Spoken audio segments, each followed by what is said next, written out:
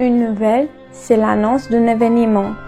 Nous préférons une bonne nouvelle qu'une mauvaise nouvelle. Une bonne nouvelle est comme de l'eau fraîche. Proverbe chapitre 25, verset 25.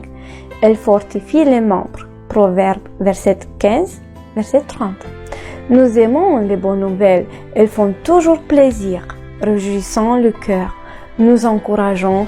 Il y a tant de mauvaises nouvelles, en effet, qui nous font perdre le sourire et la joie de vivre. L'auteur du livre des Actes, les apôtres écrivaient déjà il y a près de 2000 ans. Tous les Athéniens et les étrangers demeurant en Athènes ne passaient leur temps qu'à dire ou à écouter des nouvelles. Les Actes chapitre 17 verset 21. Il y a plus longtemps encore Salomon déclarait: il n'y a rien de nouveau sous le soleil.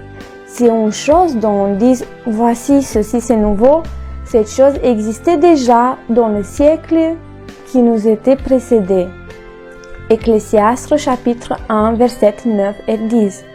Aujourd'hui, que de temps consacré à lire, à écouter, à voir ou à dire des nouvelles, de bonnes nouvelles ou de mauvaises nouvelles, vraies ou fausses. L'homme en est submergé, mais vous êtes informé et désirez savoir tout ce qui se passe sur toute la terre.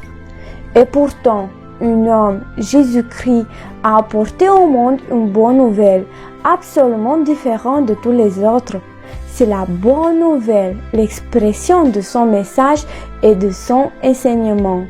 Dieu n'a pas abandonné l'homme à lui-même, mais par celui qui a choisi Jésus-Christ, son Fils unique, il a transmis au monde le message de la bonne nouvelle qui se trouve dans la Bible. Dieu prouvait son amour envers nous lorsque nous étions encore des pécheurs. Christ est mort pour nous. Romains chapitre 5 verset 8. Peut-être êtes-vous terrifiés quand vous entendez des nouvelles concernant le monde, mais pourquoi vous privez plus longtemps de la bonne nouvelle du salut que vous pouvez lire dans la Bible?